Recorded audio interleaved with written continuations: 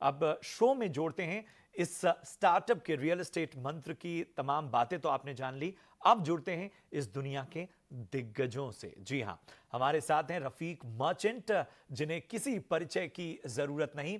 जाने माने real estate influencer हैं, इनके वीडियोस धूम मचाते हैं। और उनके साथ साथ हैं द रियल एसेट के फाउंडर गौरव गुप्ता साहब। गौरव और रफीक, आप दोनों का बहुत बहुत स्वागत स्टार्टअप मंत्र में। और सबसे पहले रफीक, मैं आपके पास आना चाहूंगा। हमने बहुत से आंकड़े भी अपने दर्शकों के सामने रखे। इसके साथ ही शरद ने जो पूरी तस्वीर खींची कि ये पूरा सिस्टम काम कैसे कर रहा है, लेकिन जरा आप लोग तो धरातल पर हैं, आप लोग तो बहुत अंदर तक घुसे हुए हैं इसमें। भारत में रियल एस्टेट इंडस्ट्री को समझा कैसे जाए?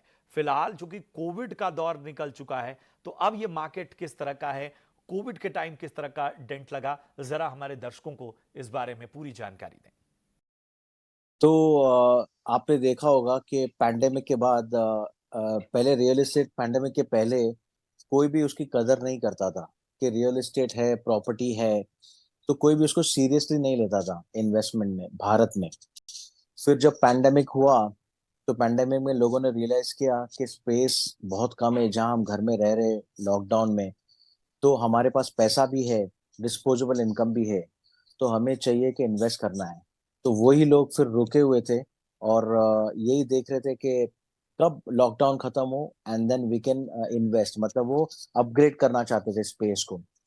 फिर पैंडेमिक के बाद जो वापस से बूम हुआ है रियल एस्टेट का, वो ट्रिमेंडस था, वो लोगों ने देखा और that was terrific. So lot of money coming in into India now. अभी भारत में बहुत पैसा आ रहा है, फॉरेन इन्वेस्टमेंट है और काफी सारे डेवलपर्स भी, न्यू प्लेयर्स भी आए हैं मार्केट में, और रेरा से भी रेगुलेट हो गया है सारा कुछ। तो that's what it is all about. अभी right now we are in a great phase in India with regards to real estate. बिल्कुल, ये तो मानना ही पड़ेगा कि जिस तरह की तेजी अब नजर आ रही है पूरे रियल एस्टेट मार्केट में, और चाहे टियर 2 टियर 3 सिटीज हों, चाहे बड़े मेट्रो शहर हों, हर तरफ घर की अहमियत, प्रॉपर्टी की अहमियत, चाहे इन्वेस्टमेंट के लिहाज से हो, चाहे अपने लिए हो, वो बढ़ती जा रही है। गौरव, मैं आपके पास आना चाहूंगा। ग्रोथ के ट्रिगर्स को अगर हम देखें भारतीय रियल एस्टेट इंडस्ट्री में, तो जरा उसके बारे में बताएं कि ये ट्रिगर्स हैं क्या। तो अभी जो साइकिल चल रही है, इंडिया ने ऐसी साइकिल बहुत समय के बाद वापस इतनी तेजी रियल एस्टेट में देखी है। और जनवरी से मार्च के बीच में जो नंबर्स थे, उन्होंने अब तक के सारे रिकॉर्ड्स तोड़ दिए हैं। और अभी जो रुझान बन के आ रहा है वो लग्जरी प्रॉपर्टीज की तरफ बहुत ज्यादा जा रहा है। बायर्स आज बहुत ज्यादा इन्फॉर्म्ड है, और जैसे ही कोई अच्छी प्रॉपर्टीज और लोकेशन आती है तो उसके लिए डिमांड बहुत ज्यादा आती है। यहाँ पे गुड़गांव और दिल्ली एनसीआर में हम देखेंगे तो 10 से 12 गुना सब्सक्रिप्शन आता है कुछ पे। एक जो डिजिटल ट्रांसफॉर्मेशन है वो भी बहुत बड़ा इंपॉर्टेंट फैक्टर बन के आ रहा है, जो कि ट्रांसपेरेंसी बढ़ा रहा है।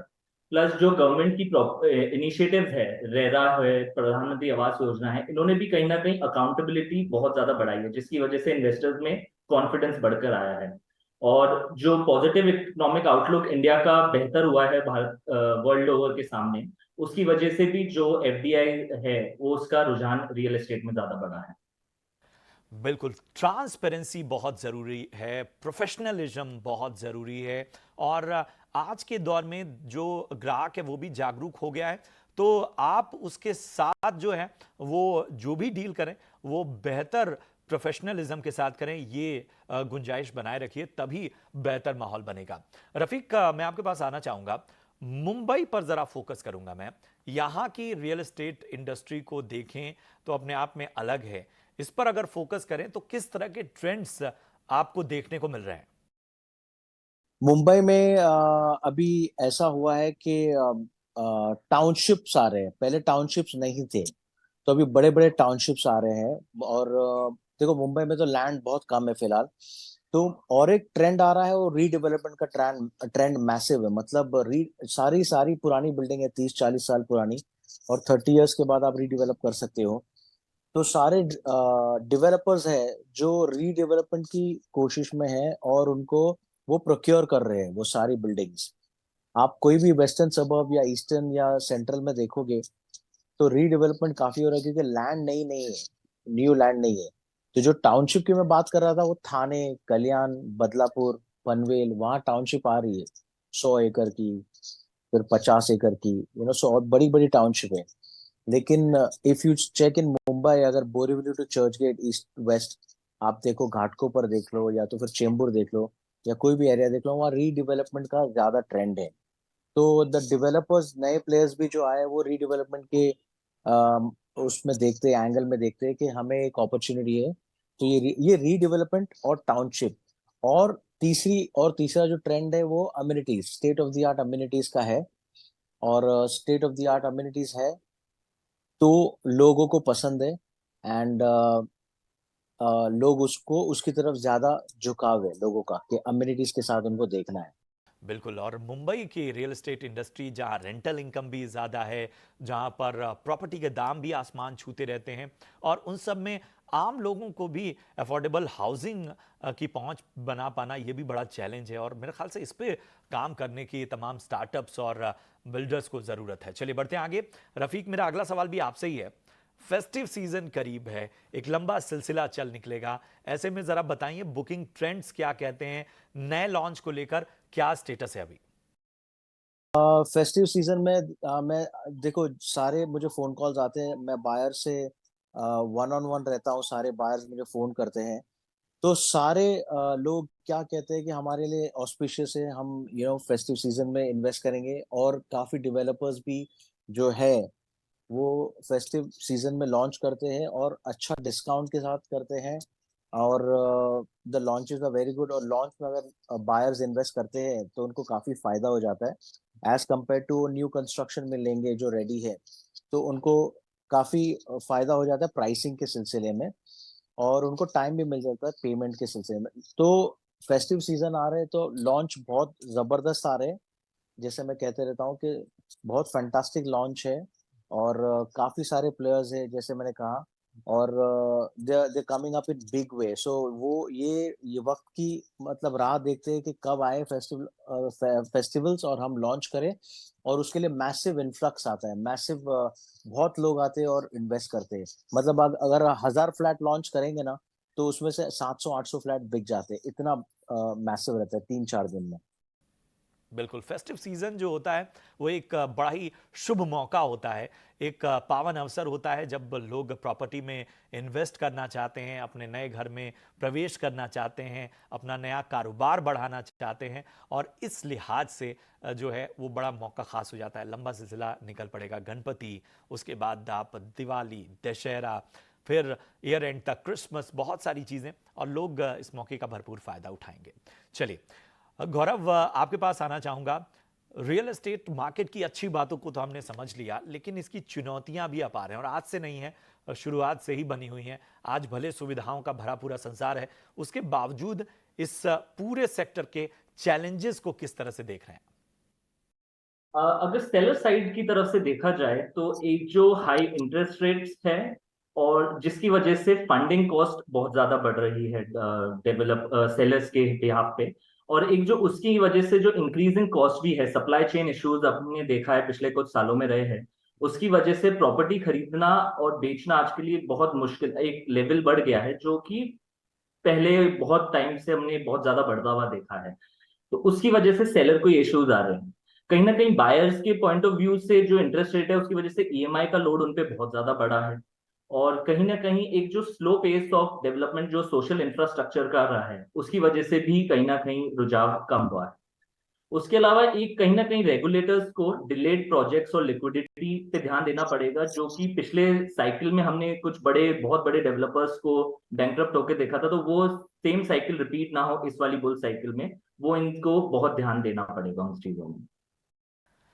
बिल्कुल, चुनौतियाँ बहुत सारी हैं, और उनमें सबसे बड़ी चुनौती जो रही है, और जिसने एक तरह से जो पूरे मार्केट का सेंटिमेंट भी खराब किया, वक्त पर डिलीवरी ना देना, या ग्राहक के साथ धोखा कर देना। हालांकि रेरा आने के बाद चीज़ें ज़्यादा ट्रांसपेरेंट हुई हैं, लेकिन अभी भी ये जो सबसे बड़ी अड़चन है, इसको दूर करना होगा। रफीक, मैं आपके पास आना चाहूँगा। आप देश के सबसे बड़े ब्रोकर हैं, और आप की जो तमाम बातें हैं वो लोग बड़े चाव से सुनते हैं, उस पर अमल करते हैं, लोग बड़ा ध्यान से आपकी एडवाइस को समझते हैं। ऐसे में जो आपकी दुनिया से जुड़े लोग हैं, जो ब्रोकर्स हैं और खासतौर पे स्टार्टअप्स हैं, उनके लिए सबसे अहम एडवाइस आपकी क्या होगी? सबसे पहले उनको महारेरा रजिस्टर्ड बनना पड़ेगा, क्योंकि काफी सारे ब्रोकर्स है जिसका रेरा नंबर है, और उनको हम एनकरेज कर रहे हैं। मैं काफी सारे इंस्टीट्यूट के साथ, वन ऑफ द इंस्टीट्यूट्स के साथ टाइड अप हूँ इसी सिलसिले में, कि हम ब्रोकर्स को एनकरेज कर रहे हैं कि पहले आप रेरा रजिस्टर्ड हो आप, यस करेक्ट है, लेकिन आपको एग्जाम देनी है। तो एग्जाम वो रेरा की एग्जाम है, उसमें सारे क्वेश्चंस आते हैं, and you are preparing for that. आप प्रिपेयर करते हो, 3 दिन का ट्रेनिंग प्रोग्राम होता है। तो सबसे पहले कोई भी रियल एस्टेट ब्रोकर है या तो एजेंट है बनना चाहता है, तो उसको सबसे पहले ये कोर्स करना पड़ेगा। ये कोर्स के बाद एग्जाम देना पड़ेगा, उसके बाद वो एलिजिबल हो जाएंगे प्राइमरी मार्केट में बेचने के लिए, सारे डेवलपर्स के साथ बेचने के लिए। और उसमें रीसेल का भी काफी आ रहा है महारेरा में, कि रीसेल भी वो कवर हो रहा है आहिस्ते आहिस्ते। तो एग्जाम दिए बिना उसका कोई चारा नहीं है। तो सबसे पहले यही है, हम कहीं भी जाते हैं तो हम यही अवेयरनेस क्रिएट करते हैं कि आपको एग्जाम देना है, उसके पहले आपको ट्रेनिंग लेना है। और सेकेंडली, द प्राइमरी मार्केट का बहुत स्कोप है। जैसे डेवलपर्स मार्केट है, डेवलपर्स काफी लॉन्चेस करते हैं। पहले क्या था, 2014 के पहले रीसेल मार्केट बहुत बूम था, मतलब कोई भी पुराना फ्लैट खरीदना बेचना, न्यू का कुछ वो ही नहीं था, अंदाजा ही नहीं था किसी को। आज न्यू मार्केट है, आज न्यू कंस्ट्रक्शंस है। तो बहुत काफी सारी इन्वेंट्री है, बहुत सारे डेवलपर और सारे बायर्स न्यू में ही ज्यादा फोकस करते हैं कि हमें न्यू ही लेना है। तो real estate broker after completing the exam and training, वो न्यू मार्केट पे फोकस कर सकते हैं। बिल्कुल, तो ये जो गुरु ज्ञान है रफीक की ओर से आता हुआ, ये गुरु ज्ञान ना तमाम ब्रोकर्स और स्टार्टअप्स ज़रा गौर से समझ लें, गौर से सुन लें, क्योंकि ये जो है वो पूरी इंडस्ट्री के सेंटिमेंट को बेहतर करने वाला है। गौरव, मैं आपके पास आना चाहूँगा। रियल एस्टेट इंडस्ट्री को देखें तो स्टार्टअप्स पे हम बात कर रहे हैं, किस तरह का प्रभाव पड़ा है इस पूरी इंडस्ट्री में स्टार्टअप्स का, उनका रोल किस तरह का है, ज़रा बताएं हमारे दर्शकों को। स्टार्टअप का बहुत बड़ा योगदान रहा है पूरी इंडस्ट्री को रेवोल्यूशनाइज करने में। काफी बदलाव हुए हैं इस इंडस्ट्री में पिछले कुछ सालों में, पर फिर भी कहीं ना कहीं एक ट्रांसपेरेंसी और प्रोफेशनलिज्म अभी भी बाकी इंडस्ट्री के स्टैंडर्ड के मुकाबले थोड़ा कम ही रहा है।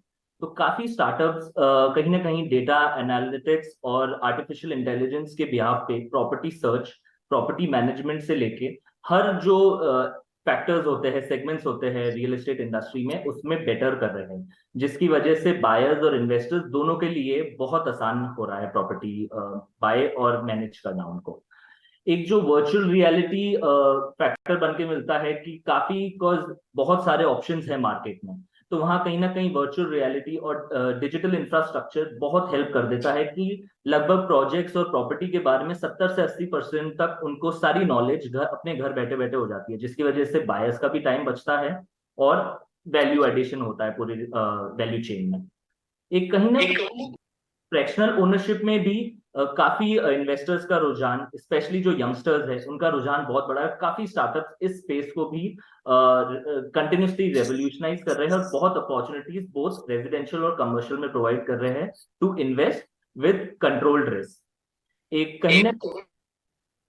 कहीं ना कहीं आर्टिफिशियल इंटेलिजेंस और ब्लॉकचेन का बहुत आगे फ्यूचर में प्रोस्पेक्ट है, और बहुत सारे स्टार्टअप्स इसको इन्वेस्टर्स फ्रेंडली बनाने के लिए उस प्रॉपर्टी में और इस एंड स्पेस में काफी मेहनत कर रहे हैं, और आगे वाले फ्यूचर के लिए ब्लॉकचेन का भी बहुत इम्पैक्ट रहेगा सारे रियल एस्टेट ट्रांजैक्शन को डिजिटली बनाने का।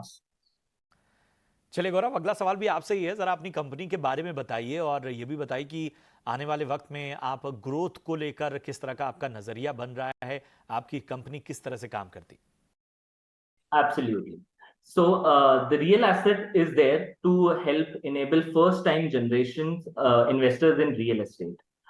We realize that a lot of investors find it difficult to manage their properties and to invest. So my clientele is mostly NRIs and HNIs, and we help them navigate all the challenges in the real estate industry.